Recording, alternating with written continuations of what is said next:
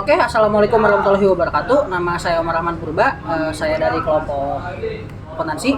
Dan pada hari ini saya akan menampilkan video pembelajaran kelompok kami.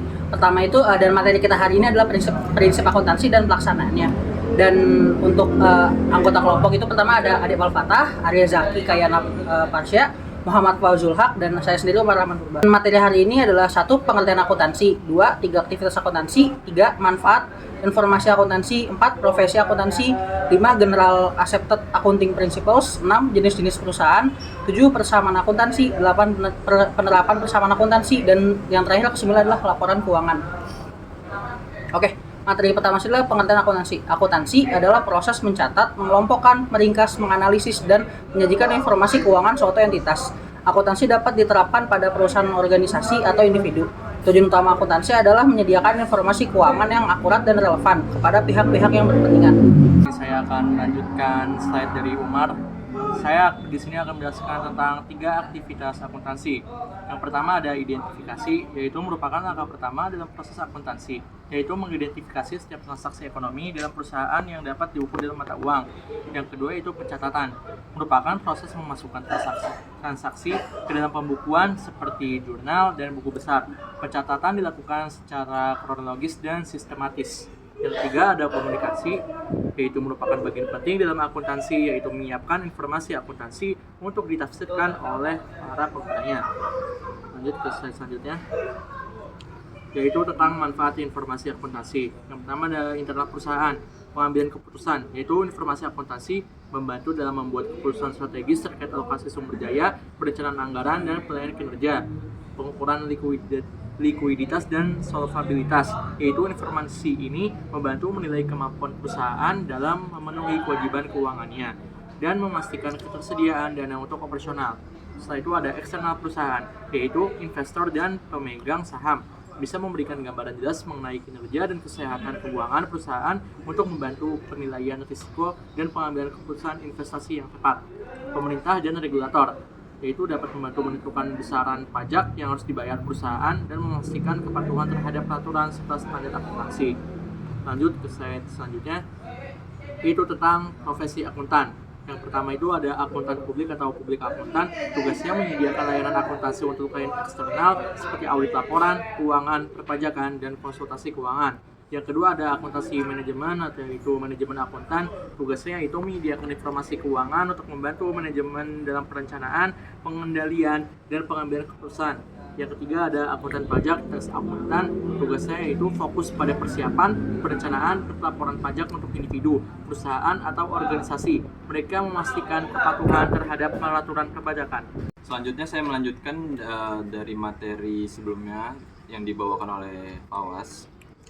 Selanjutnya ada Generally Accepted Accounting Principle atau disingkat GAAP. GAAP adalah seperangkat standar prinsip dan prosedur akuntansi yang diakui secara luas dan digunakan di Amerika Serikat untuk menyusun dan menyajikan laporan keuangan perusahaan. GAAP dirancang untuk memastikan konsistensi, transparansi, dan akurasi dalam pelaporan keuangan, sehingga memudahkan pemangku kepentingan seperti investor, kreditor, dan regulator dalam memahami dan membandingkan informasi keuangan perusahaan. Selanjutnya, prinsip-prinsip utama GAAP mencakup yang pertama, prinsip pengakuan pendapatan yang bertujuan untuk mengatur kapan dan bagaimana pendapatan harus diakui dalam laporan keuangan. Yang kedua itu ada prinsip penyajian wajar atau fair presentation yang bertujuan untuk mengharuskan laporan keuangan mencerminkan kondisi keuangan secara akurat dan transparan. Selanjutnya, yang terakhir ada prinsip biaya historis yang bertujuan aset dicatat berdasarkan harga belinya, bukan berdasarkan nilai pasar. Selanjutnya kita masuk ke standar akuntansi ETAP dan EMKM. Standar akuntansi ETAP atau entitas tanpa akuntabilitas publik adalah standar akuntansi yang digunakan oleh entitas yang tidak memiliki akuntabilitas publik signifikan dan tidak diwajibkan mengikuti standar akuntansi keuangan atau SAK secara penuh. ETAP lebih sederhana dibandingkan SAK umum, sehingga memudahkan pelaporan keuangan bagi perusahaan kecil atau menengah yang tidak terdaftar di Bursa Efek dan tidak memiliki kewajiban pelaporan publik. Selanjutnya ada EMKM. EMKM adalah standar akuntansi yang dirancang untuk entitas skala mikro, kecil, dan menengah, Standar ini bertujuan untuk memberikan panduan akuntansi yang lebih mudah bagi usaha kecil yang mungkin tidak memiliki sumber daya atau pengetahuan akuntansi yang mendalam. Standar ini disederhanakan lebih jauh dari ETAP. Selanjutnya ada jenis-jenis perusahaan. Yang pertama ada perusahaan jasa. Perusahaan yang tidak memiliki produk barang melainkan memberikan pelayanan kepada konsumen seperti Gojek, JNE, dan lain-lain. Selanjutnya ada perusahaan dagang. Perusahaan yang menjual kembali produk yang dibelinya tanpa melakukan proses produksi. Contoh perusahaan dagang adalah Alfamart, Indomaret, dan Matahari. Selanjutnya ada perusahaan manufaktur. Perusahaan manufaktur ialah perusahaan yang mengolah bahan mentah menjadi barang setengah jadi atau barang jadi yang nantinya akan dijual ke perusahaan dagang. Beberapa perusahaan manufaktur adalah PT Astra, PT Indofood, dan juga PT Gudang Garam. Selanjutnya kita masuk ke persamaan akuntansi.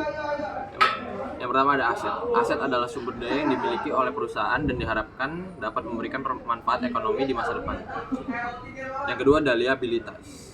Liabilitas adalah kewajiban atau utang yang dimiliki oleh perusahaan kepada pihak lain yang harus diselesaikan di masa depan. Yang terakhir ada ekuitas atau biasa sering disebut modal. Ekuitas adalah nilai sisa dari aset setelah dikurangi dengan liabilitas. Rumusnya ada aset sama dengan liabilitas ditambah ekuitas. Terima kasih.